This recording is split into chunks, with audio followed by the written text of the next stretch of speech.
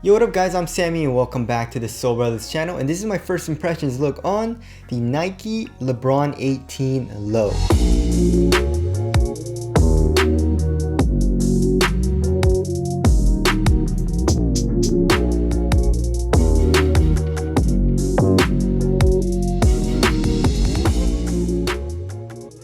So of course, this is the lower version of the actual signature shoe of LeBron James. This shoe always comes out every single year, and there's a lot of people that actually really like the lows, especially over the regular signature shoe. I was never really one of those guys. I usually like the regular signature shoe or like the high top version better, but I don't even know why they made a low version, because the LeBron 18 is a low anyway. Basically, this doesn't do anything. I mean, this kind of comes up a little bit on the ankle, but it's basically a low, so I don't know why they made the low version, but you know, it's something that they've always done, so I guess you gotta keep continuing it, right? So the regular LeBron 18 is going for $200 freaking, and then the LeBron 18 Low is going for $160, so $40 cheaper. And we're gonna be looking at some differences, just some like initial like thoughts that I have as far as the differences go between these two shoes, and I guess it'll be my first impressions as well for the LeBron 18 Low. So this colorway is a neon lights colorway inspired by the nightlife of cities, it says, but it's kind of like a South Beach colorway. It's just what I'm gonna call it, you know. So if you guys do want to cop the LeBron 18 Low or the LeBron 18, I'll leave a link in the description box. But let's get it started off with the Tracciones, right? So the LeBron 18 Low is pretty much the same as a Nike Lebron 18. It's literally the same here in the midfoot and here in the heel, but a little different here in the forefoot, right? So for the LeBron 18 Low, we have this like weird like pink part, and the pink part here in the forefoot is a solid rubber outsole. The rest of the outsole is translucent, and it has this weird like pattern where it looks like you stepped on a piece of gum or something, you know. But I guess the overall pattern is the same with this like crosshatch pattern, which kind of reminds me of like a waffle. So the LeBron 18 was good. It was a little inconsistent, but it was good. You know, not the best, not top tier, but it got the job done. It was just not the best on like hard like lateral movements, and I feel like it's gonna be the same for the Low. And the LeBron 18 was not good for durability, so I feel like the LeBron 18 Low is gonna have bad durability as well. I mean, I don't know why you're putting like such thin grooves on your shoes. You know what I'm saying? Like, why? Please make it a little bit more durable, especially for higher tier, more expensive shoes. Please, Nike. But anyways, there's a traction there. Nothing much has changed. It just changed a little bit in the forefoot. As far as the heel to toe transition goes, it feels overall very, very smooth. You know, actually really similar to the LeBron 18. So here in the heel, we have a little bit of a curved shape, but this heel compression, there's just so much heel compression, as you guys know, because of this Air Max unit, which we'll get into. So because of that, you have a nice kind of like transition from the heel. And here in the forefoot, we have a very, very, very curved shape. So if you put a little bit of weight here in the toe, it like propels you forward, and you have a little bit of forefoot flex, you know. So it's pretty stiff, I would say. You know, I guess under my own weight, it like flexes a little bit more. It was I would say the LeBron 18 is actually a little bit more flexible in the forefoot. But anyways, yeah, so heel to toe transition seems pretty damn smooth here in the Lows. All right, moving on to the cushioning setup. So that's what's different from the Lows to the regular signature shoe, right? So the 18 has a full-length zoom unit inside of it. The 18 Low doesn't have any zoom. It has a full-length React midsole, and they say it's full length. I guess it kind of is in the heel, but like it's so damn thin that you don't really feel anything in the heel. But here in the forefoot, the React is really, really nice. It's soft. It has a very, very good underfoot cushioning here in the forefoot. I really like how it feels. It doesn't feel all too bouncy right now. Of course, I'm gonna need to play it in and stuff like that and see if it gets a little bit bouncier, but right now it's just super comfortable and soft here in the forefoot.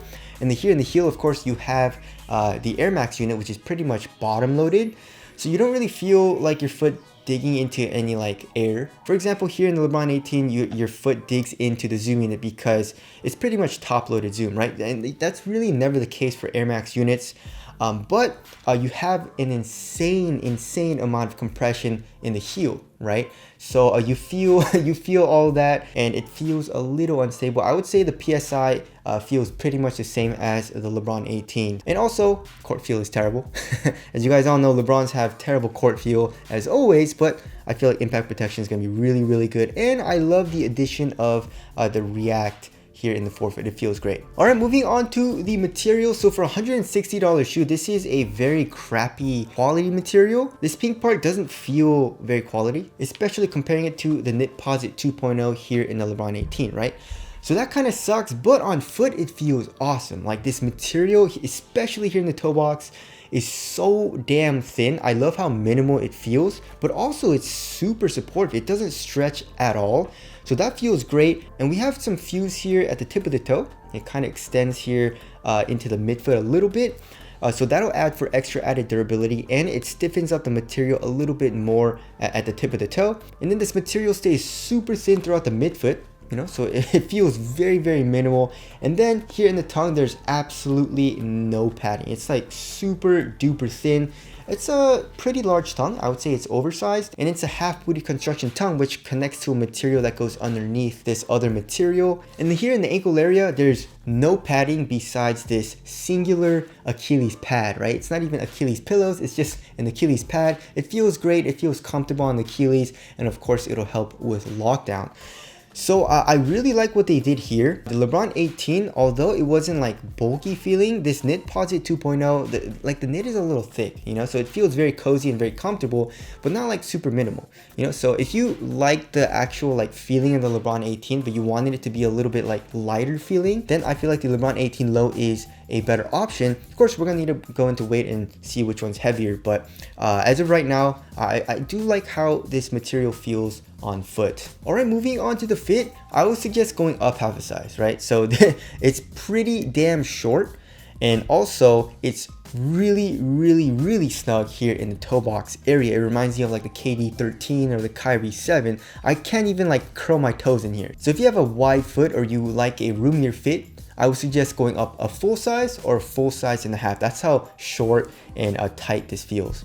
As far as the width goes, I would say it's around normal to slightly narrow. And this shoe is okay to put on. You know, as far as like there being a heel tab, there really isn't, which kind of sucks. I wish it would come up a little bit more in the heel, but it's not that bad, and the tongue opens up a good amount. And as for the fit, there are some things you can do to make the fit a little bit tighter. So here where the eyelets are, for the last, I guess like 2 to 3 eyelets, we have some eyelets that kind of come down here into the upper, so that you get a little bit more, just a tiny bit more of a tighter fit if you choose to put the laces through those closer eyelets. So that's kind of nice, but it kind of sucks that it only does it for the last few eyelets instead of here more in the midfoot. All right, moving on to the support and lockdown. So for the lateral containment, I feel like it's gonna be good. Here in the forefoot, we have some fuse material, and then we have this extra blue fuse here. So I feel like that's gonna cage you in very nicely. And it's really stiff here. Like if you feel the material here in the toe box, it's super soft, and then once you come here, it's actually super duper stiff. So that's gonna cage you in, as well as here in the heel and in the midfoot, we have this plastic, basically external TPU heel counter. It's a very thick and hard plastic, so that's gonna help with lateral containment. Also, another thing that I forgot to mention is there is no exposed midsole like anywhere on the shoe. Like if you look at the 18, we can see the foam here exposed. But for the 18 low, there's none, which is pretty interesting. That's an interesting design choice. Like basically the upper goes over the midsole, and then the outsole kind of like wraps around that. So that's a pretty interesting look here. And then as for lateral stability, it's probably gonna be the same as the LeBron 18. You know, this air unit is just, it compresses a little too much here, like on the lateral side and the heel. So I feel like it's gonna be a little unstable, and there is no outrigger, right? So this is a pretty narrow base, and like I mentioned before, you're very high up off the ground. So for example, the LeBron Ambassador 13 has an outrigger, and it has a very wide base, right? So let's actually compare it to the LeBron 18 low. See how much wider the LeBron Ambassador 13 is? And the LeBron 18 low has a higher up cushioning setup. And not only that, you have a lot of compression here in the heel. So Yeah, I don't think it's going to be that stable. It's probably going to feel pretty similar to the LeBron 18. All right, moving on to the weight of the shoe. All right, so I feel like it's still going to be kind of heavy, but definitely not as heavy as the regular LeBron 18. So maybe like 14 ounces. Ooh, okay, so 13.58 ounces. So that's still on the heavier side of things, but definitely not as heavy as the regular LeBron 18, which is what, like 15.7 ounces. So the regular LeBron 18 is around 2 ounces heavier than the low. So that 2 ounces is a good amount of weight. And yeah, the LeBron 18 definitely feels lighter and a lot more minimal, especially because of the very, very thin upper. And of course, that is a good thing. We'll have to see how responsive the 18 low is though. And moving on to the aesthetics, I like it. You know, usually I don't like the low version of the LeBrons as much as the regular signature shoe. But the 18 low, I feel like it looks pretty dope. I don't really like the grid pattern all too much on the upper though. I feel like it makes it look a little bit cheaper. And also I don't really like the fuse, like this blue fuse. It kind of looks like an X if you look at it from the top. So tell us what you guys think of the aesthetics down in the comment section below. So wrapping things up, my first impressions of the LeBron 18 low are pretty good. You know, the cushioning setup, it feels really nice, especially the React in the forefoot. I don't like how unstable it feels, and I don't like how high up off the ground it feels, but you know, I like the LeBron 18. You know, it was a fun cushioning setup to play in. Just not an everyday shoe for me, you know? And the upper, I like how they made it super thin, and I also like how light the shoe feels overall. So yeah, I feel like it's gonna be a pretty good performer. Will I like it more than the LeBron 18? That's something we'll have to see. Of course, we're gonna need to wait for the versus video. But anyways, that about wraps up this video. Again, if you guys do want to cop the LeBron 18 low or the LeBron 18, I'll leave a link in the description box. But that's it. Thank you guys for watching, and I'll see you guys in the next one.